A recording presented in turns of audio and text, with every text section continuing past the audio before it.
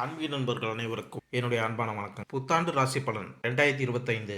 2025ஆம் ஆண்டு விரைவில் தொடங்கவுள்ள நிலையில் இந்த புத்தாண்டில் ஒவ்வொரு ராசியை சேர்ந்தவர்களும் எந்த விஷயத்தில் கவனமாக இருக்க வேண்டும், யாருக்கெல்லாம் அனுகூலமும் நன்மைகளும் அதிகரிக்கும் என்பதை தெரிந்து கொள்வதோடு பிரச்சனைகளை நுண்ணறிவுடன் சரியான பரிகார வழிகாட்டுதல்களுடன் கடப்பது என்பதை தெரிந்து கொள்வோம்.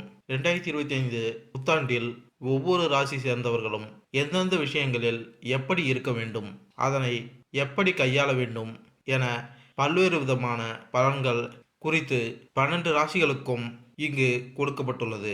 அது குறித்து இங்கு காண்போம். புத்தாண்டு என்றாலே சிறப்புதான். தற்போது 2025ஆம் ஆண்டு இனிதே தொடங்குகிறது. ஒவ்வொரு புத்தாண்டும் நல்ல முறையில் இருக்க வேண்டும் என அனைவரும் சிந்திப்பது சகஜம்தான். ஆனால் கிரகங்களின் மாற்றங்களை பொறுத்து அளவில் பல்வேறு விதமான சுப மற்றும் அசுப பலன்கள் அனைவருக்கும் உண்டாகும். 2025ஆம் ஆண்டில் ஜனவரி 4ஆம் தேதி புதன் பகவான் தனுசு ராசிக்கு பெயர்ச்சி. அதன் மூலம் தொடங்கி டிசம்பர் 29இல் மீண்டும் தனுசுவில் புதன் நுழைவதோடு முடிவடைகிறது. இந்த ஆண்டில் முக்கிய கிரகங்களான குரு பெயர்ச்சி, சனி பெயர்ச்சி, ராகு கேது பெயர்ச்சிகள் அடுத்தடுத்து நடக்க உள்ளன. கிரகங்களின் இந்த மாற்றத்தால் 12 ராசிகளுக்கு தனிப்பட்ட குடும்ப வாழ்க்கை மற்றும் தொழில், வேலை தொடர்பான விஷயங்களில் முன்னேற்றமும் பாதிப்பும் கலந்தே இருக்கும். அதிலும் குறிப்பாக சனி ராகுவின் இணைவு 50 நாட்கள் வரை நீடிக்க உள்ளதால் உடல்நல பிரச்சனை, புதிய நோய் தொற்று, வேலை தொடர்பான சிக்கல்கள் என வாழ்க்கையில் பல அம்சங்களை பாதிக்கக்கூடியதாக இருக்கும். 2025இல் நடக்கும் முக்கிய கிரக பயிற்சிகள்: சனி பயிற்சி மார்ச் 29ஆம் தேதி சனி பகவான் கும்பராசியிலிருந்து பயிற்சியாகி மீனராசிக்கு பயிற்சியாகிறார். குரு பயிற்சி மே 14ஆம் தேதி புதன்கிழமை குரு பகவான் ரிஷபராசியிலிருந்து மிதுன ராசிக்கு மாற உள்ளார்.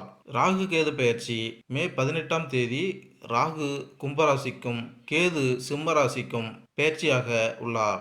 அது மட்டுமல்லாமல் மார்ச் 29ஆம் தேதி முதல் மே 18ஆம் தேதி வரை 50 நாட்கள் சனி மற்றும் ராகு இணைந்து மீனராசியில் சஞ்சாரம் செய்ய உள்ளார். இப்படி நவ கிரகங்களின் பயிற்சி உள்ளிட்ட காரணங்களால் 12 ராசிகளுக்கு கிடைக்கக்கூடிய பலன்கள் இந்த புத்தாண்டில் பல பெரிய கிரகங்கள் தங்களது இடத்தை மாற்றுகின்ற காரணத்தினால் அனைத்து ராசிகளும் சிறப்பான சூழ்நிலைகளை பெறப்போகின்றனர். அவ்வப்போது பல்வேறு விதமான சிக்கல்கள் ஏற்பட்டாலும் யோகங்கள் கிடைக்கக்கூடும். ஒரு சில ராசிகளுக்கு மோசமான சூழ்நிலை இருந்தாலும் அதன் நிலை மாறுபடுகின்ற காரணத்தினால் பலன்கள் சிறப்பாக இருக்கும். அந்த வகையில் இந்த 2025 புத்தாண்டில் ஒவ்வொரு ராசியை சேர்ந்தவர்களும் எந்த விஷயங்களில் எப்படி இருக்க வேண்டும், அதனை எப்படி கையாள வேண்டும் என பல்வேறு விதமான பலன்கள் குறித்து 12 ராசிகளுக்கும் இங்கு கொடுக்கப்பட்டுள்ளன. அது குறித்து இங்கு காண்போம். சிம்மராசி. சிம்மராசியினர் உன்னதமானவர்கள், பரந்த இதயம் படைத்தவர்கள், பெருந்தன்மை வாய்ந்தவர்கள். இந்த ராசியில் பிறந்தவர்கள் உயர் பதவியை அடைய வேண்டும் என்று ஆவலுடன் இருப்பார்கள். இந்த ராசியினர் அதிகாரம், கண்ணியம், ஆற்றல், உற்சாகம், புகழ் ஆகியவற்றை பெற்றிருப்பார்கள். நிர்வாகம், சட்டம் மற்றும் அரசியல், விஞ்ஞானம் இவர்களின் பிடித்தமான பாடங்களாகும்.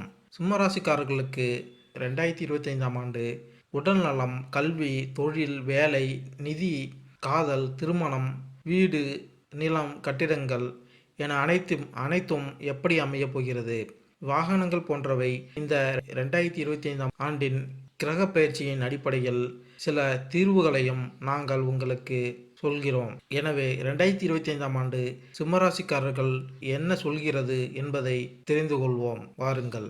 பொதுவான பலன்கள். இந்த வருடம் தனம் சம்பந்தப்பட்ட தொழில் செய்பவர்களுக்கு நல்ல லாபத்தை ஏற்படுத்தி கொடுக்கும் வருடமாக அமையப் போகிறது.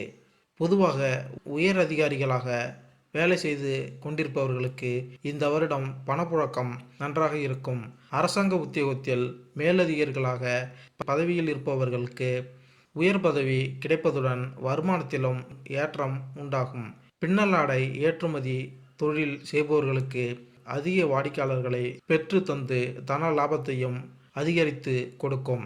காதல் உறவில் உள்ளவர்களுக்கு இடையே அந்யோன்யம் கூடும். திருமணமான தம்பதிகளுக்கிடையேயான தாம்பத்திய உறவில் நெருக்கம் அதிகரிக்கும். இந்த வருடம் வயதான ஆண்களுக்கு வயிறு சம்பந்தப்பட்ட பிரச்சனை ஏற்படும் வாய்ப்புகள் உள்ளது. சாப்பிடும் உணவில் கவனம் தேவை. குறித்த நேரத்தில் ஆரோக்கிய உணவுகளை எடுத்துக்கொள்வதன் மூலம் வயிறு சம்பந்தப்பட்ட பிரச்சனைகள் அதிகமாகாமல் தடுக்க முடியும். நடுத்தர வயதை உடைய பெண்களுக்கு கண் சம்பந்தப்பட்ட பிரச்சனைகள் வரலாம். உடல் சார்ந்த பிரச்சனைகள் தெரிய ஆரம்பித்த உடனேயே மருத்துவ ஆலோசனை பெறுவது நன்மை பயக்கும்.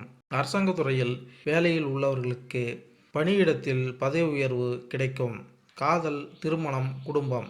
இந்த வருடம் காதலர்களுக்கு இடையே ஒற்றுமை நிலவும். காதலை வெளிப்படுத்த ஜனவரி மாதம் உகந்த மாதமாக இருக்கிறது. ஜனவரி மாதம் தங்களது காதல் துணையை வெளியிடங்களுக்கு அழைத்து செல்வது அவர்களுக்கு சந்தோஷத்தை ஏற்படுத்தும். பிப்ரவரி மாதம் புதிதாக திருமணம் செய்தவர்கள் உணவகங்களுக்கு உங்கள் வாழ்க்கை துணையை அழைத்து செல்வதன் மூலம் உங்கள் வாழ்க்கை துணையுடனான இணக்கம் அதிகரித்து காணப்படும். மார்ச் மாதம் உங்கள் வாழ்க்கை துணையுடன் சேர்ந்து வெளிநாடுகளுக்கு இன்ப சுற்றுலா சென்று வருவீர்கள். இதன் மூலம் உங்கள் இருவருக்கும் இடையே நல்ல புரிதல் உண்டாகும். மார்ச் மாதத்தில் திருமணம் செய்து கொள்ள விரும்புவோர்களுக்கு திருமணம் நல்ல முறையில் நடைபெறும். ஏப்ரல் மாதத்தில் நடுத்தர வயது தம்பதிகள் தங்கள் துணையை கூட்டிக் கொண்டு ஆன்மீக பயணங்கள் மேற்கொள்வீர்கள். ஆன்மீக பயணங்கள் மூலம் இருவருக்குள்ளும் அன்பு பலப்படும். மே மாதத்தில் காதலர்களுக்கிடையே சிறு சிறு விஷயங்களுக்காக கருத்து வேறுபாடுகள் ஏற்படலாம். எனவே காதல் உறவில் இருப்பவர்கள் வாக்குவாதத்தில் ஈடுபடாமல் இருப்பது நல்லது.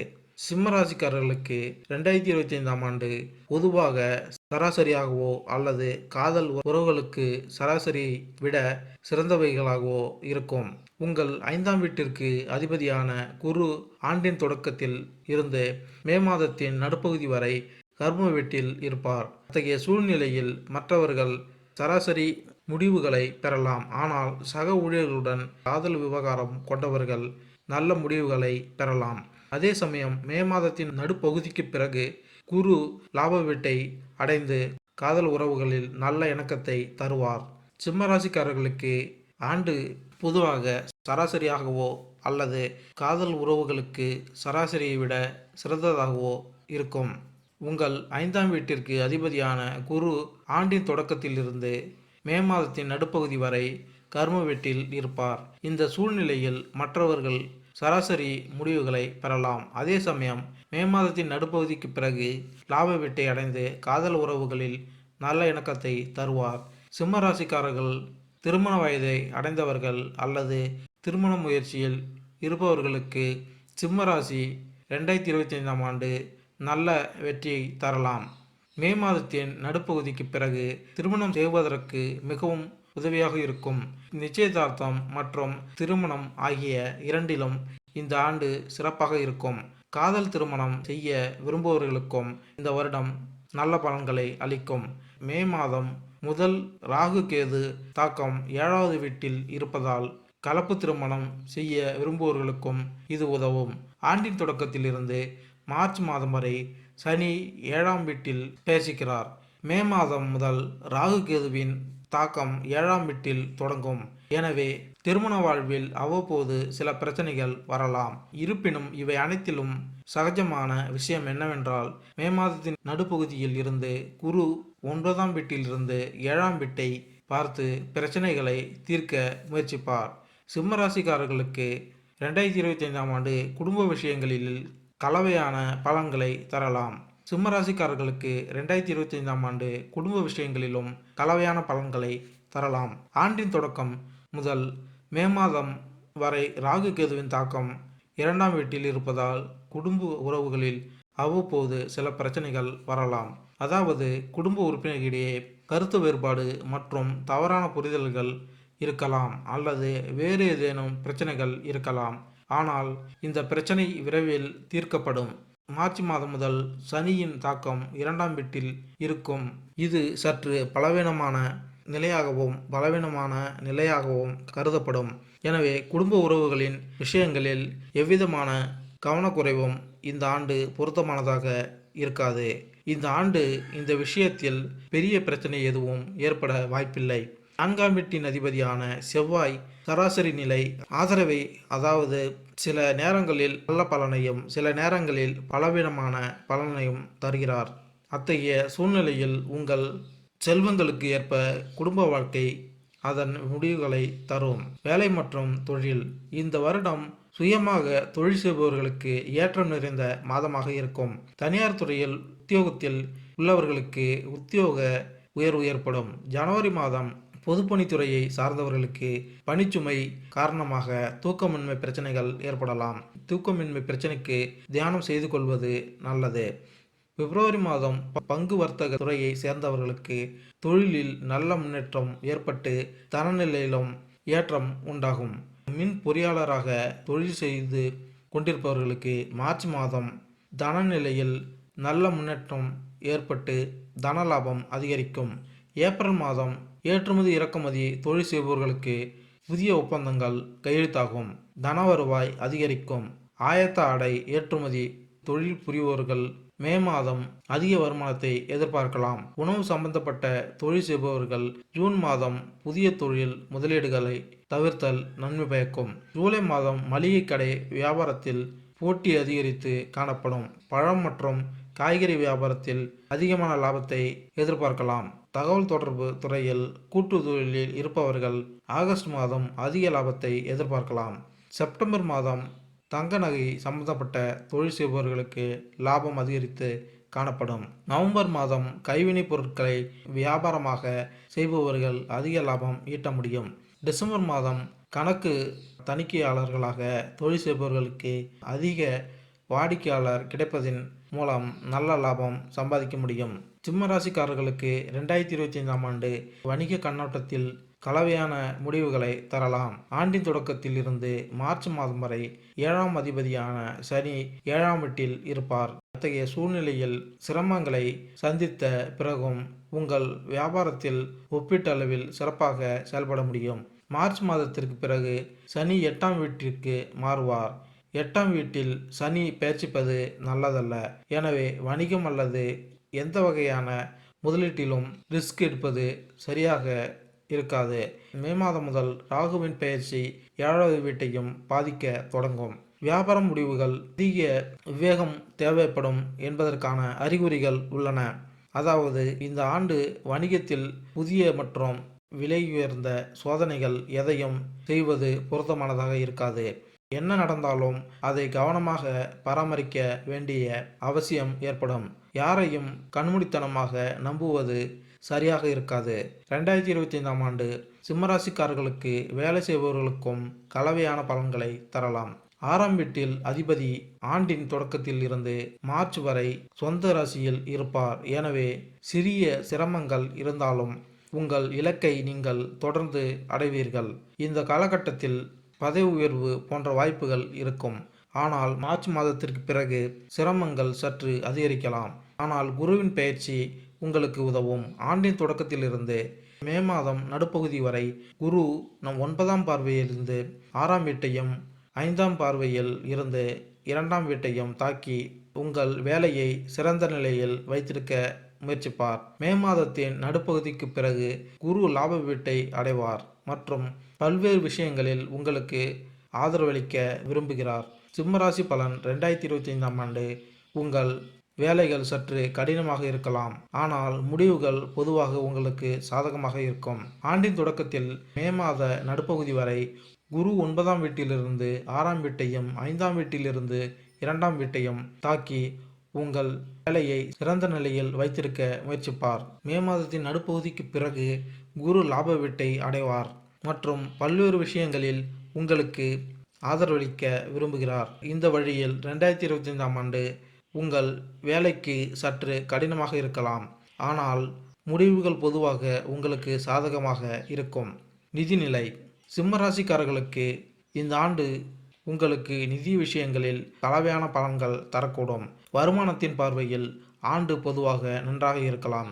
இருப்பினும் ஆண்டின் தொடக்கத்திலிருந்து மே மாதத்தின் நடுப்பகுதி வரை 5ஆம் வீட்டிலிருந்து பண வீட்டை பார்ப்பதால் சேமிப்பிற்கு உதவியாக இருக்கும். அதே சமயம் சேமித்த பணத்தை பாதுகாப்பாக வைக்க உதவியாக இருக்கும். அதே நேரத்தில் மே மாதத்தின் நடுப்பகுதிக்கு பிறகு குரு லாப வீட்டை அடைந்து உங்கள் நிதி பக்கத்தை மேலும் வலுப்படுத்தும். சிம்மராசி 2025ஆம் ஆண்டின் தொடக்கத்திலிருந்து மே வரை ராகு கேது செல்வாக்கு மற்றும் மார்ச் முதல் 2ஆம் வீட்டில் சனி தாக்கம் சில சிரமங்களை குறிக்கிறது. ஒருபுறம் குரு உங்கள் நிதி அம்சத்தை வலுப்படுத்த முயற்சிக்கும் போது, மறுபுறம் ராகு கேது மற்றும் சனி உங்கள் நிதி அம்சத்தை பலவீனப்படுத்த முயற்சிக்கின்றனர். எனவே இந்த வழியில் நீங்கள் உங்கள் செயல்களுக்கு ஏற்ற நிதி நன்மைகளை பெறுவீர்கள். இந்த வருடம் அரசு உத்தியோகத்தில் உள்ளவர்களுக்கு உத்தியோக உயர்வு ஏற்படும். தனியார் உத்தியோகத்தில் உள்ளவர்களுக்கு கூடுதல் பொறுப்புகள் வழங்கப்படும். சுயதொழில் செய்பவர்களுக்கு ஜனவரி மாதம் முதல் புதிய முதலீடுகளை செய்வீர்கள். அதன் மூலம் தனவரவு அதிகரிக்கும். பிப்ரவரி மாதத்தில் உங்கள் வீடு பராமரிப்பு பணிக்காக அதிக செலவுகள் செய்வீர்கள். மார்ச் மாதம் வண்டி மற்றும் வாகனம் செம்மைப்படுத்தும் பணிக்காக செலவுகள் ஏற்படும். ஏப்ரல் மாதத்தில் வீட்டு உபயோகப் பொருட்கள் வாங்குவதற்கு செலவுகள் செய்வீர்கள்.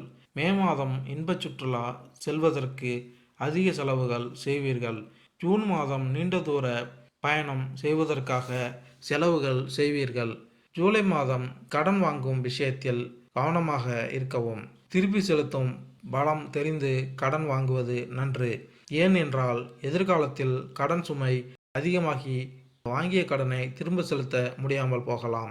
ஆகஸ்ட் மாதம் புதிய வாகனம் வாங்குவதற்காக செலவுகள் செய்வீர்கள். செப்டம்பர் மாதம் குடும்பத்துடன் இன்பச் சுற்றுலா செல்வதற்காக செலவுகள் செய்வீர்கள். அக்டோபர் மாதம் மற்றும் டிசம்பர் மாதங்களில் செலவுகள் குறைந்து சேமிப்பு அதிகப்படுத்துவதால் உங்கள் பொருளாதார நிலை உயரும். நிலம், கட்டிடம், வாகன சுகம். சிம்மராசிக்காரர்களுக்கு நிலம் மற்றும் கட்டிடங்கள் தொடர்பான விஷயங்களில் இந்த ஆண்டு சராசரி நிலை முடிவுகளை தரலாம். உங்கள் முயற்சிகள் மற்றும் கடின உழைப்புக்கு ஏற்ப நீங்கள் தொடர்ந்து முடிவுகளை பெறுவீர்கள். ஆனால் இந்த விஷயத்தில் எந்தவிதமான ஆபத்தையும் எடுக்காதீர்கள். ஆண்டின் தொடக்கத்திலிருந்து மார்ச் மாதம் வரை சனியின் 10ஆம் பார்வை 4வது வீட்டில் இருக்கும். சனி 8ஆம் வீட்டிற்கு சென்று பல்வேறு விஷயங்களில் பலவீனத்தை ஏற்படுத்தும். குரு லாப வீட்டிற்கு செல்வதன் மூலம் பல்வேறு விஷயங்களில் அனுகூலத்தை கொடுக்க விரும்புவார். இந்த வழியில் நீங்கள் ஏதேனும் புதிய நிலம் அல்லது சொத்தை வாங்கவோ அல்லது கட்டவோ விரும்பினால் நீங்கள் மிகவும் புத்திசாலித்தனமாக தொடரலாம். ஆனால் இந்த விஷயங்களில் எந்தவிதமான ரிஸ்க் எடுப்பதும் சரியாக இருக்காது. வாகனம் தொடர்பான விஷயங்களில் கிட்டத்தட்ட இதே போன்று முடிவுகளை ஏற்படலாம். உங்கள் பழைய வாகனம் வேலை செய்தால் புதிய வாகனத்தில் பணத்தை சேமிப்பது புத்திசாலித்தனமாக இருக்கும். அதே சமயம் பழைய வாகனத்தை வாங்க வேண்டும் என்றால் அதன் தரம் மற்றும் ஆவணங்களை முழுமையாக ஆய்வு செய்ய வேண்டும். மாணவர்கள். சிம்மராசி மாணவர்களுக்கு 2025ஆம் ஆண்டு கல்வி கண்ணோட்டத்தில் பொதுவாக சாதகமான பலன்களை தரலாம்.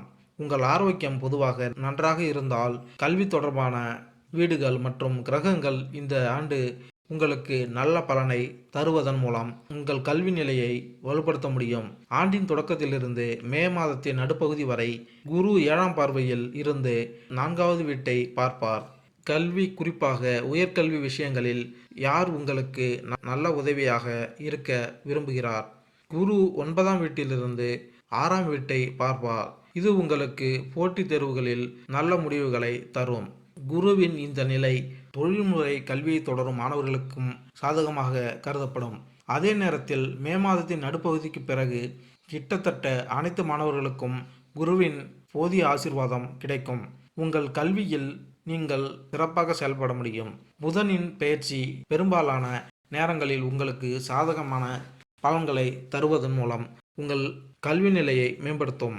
தொழிற்கல்வி பயிலும் மாணவர்களும் சட்டக்கல்வி பயிலும் மாணவர்களும் ஏனைய மாணவர்களும் இந்த வருடம் நல்ல பேறுகளை பெற முடியும்.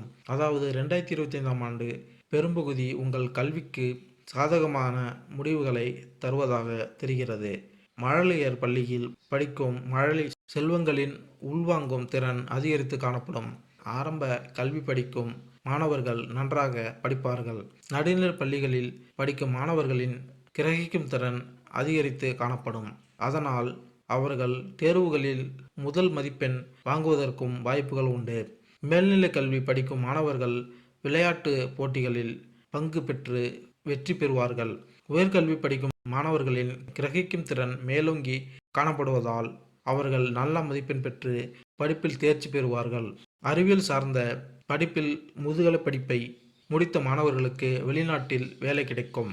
வெளிநாட்டில் கல்லூரி படிப்பில் சேர விரும்பும் மாணவர்களுக்கு படிப்பிற்கான உதவித்தொகையுடன் இடமும் கிடைக்கும். ஜூலை மாதத்தில் இளங்கலை கல்வி படிக்கும் மாணவர்கள் பேச்சு போட்டி, ஓவிய போட்டிகளில் கலந்து கொண்டு வெற்றி பெறுவார்கள்.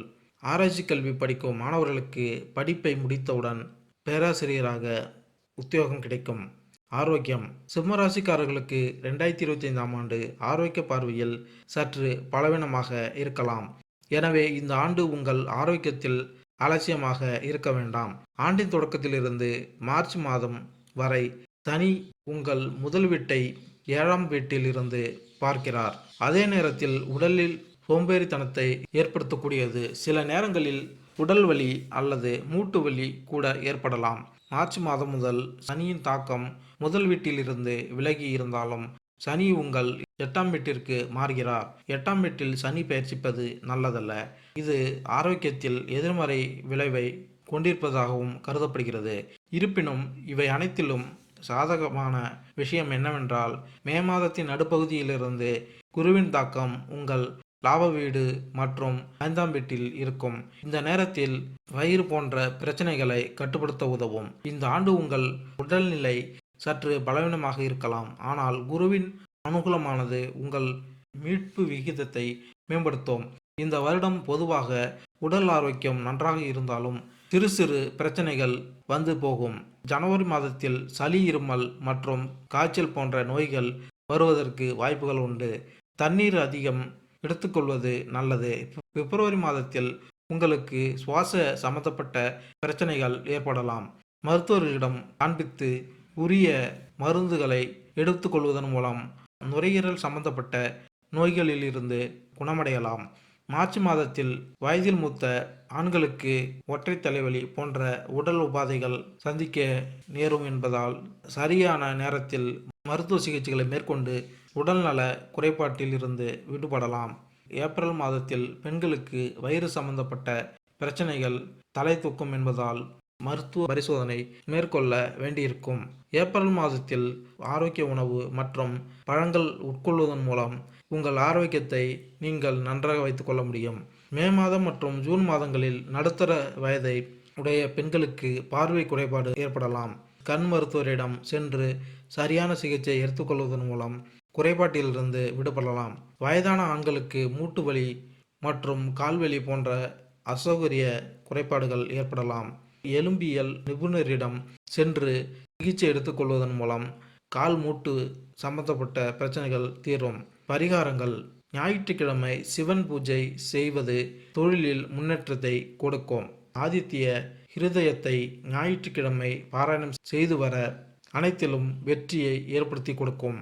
வயது முதிர்ந்தவர்களுக்கு ஆடை தானம் செய்வதனால் வாழ்வில் ஏற்றம் உண்டாகும். பிரதோஷ நாள் அன்று சிவலிங்கத்திற்கு பால் அபிஷேகத்திற்கு பால் தானமாக கொடுப்பதால் வேலையில்லாதவர்களுக்கு வேலை கிடைக்கும். ஒவ்வொரு வியாழக்கிழமையும் கோயிலில் பாதாம் தானம் செய்யுங்கள். குங்குமம் போட்டு நெற்றியில் தொடர்ந்து தடவவும். ஒரு சதுர வெள்ளி துண்டை உங்களுக்கு வைத்து கொள்ளுங்கள். சகல சௌபாக்கியங்களும் கிடைக்க முருகன் பூஜை மேற்கொண்டால் நன்மை உண்டாகும். மேலும் இந்த வீடியோ உங்களுக்கு பிடித்திருந்தால் லைக் பண்ணுங்கள், கமெண்ட் பண்ணுங்கள், மறக்காமல் சப்ஸ்கிரைப் பண்ணுங்கள். நன்றி, வணக்கம்.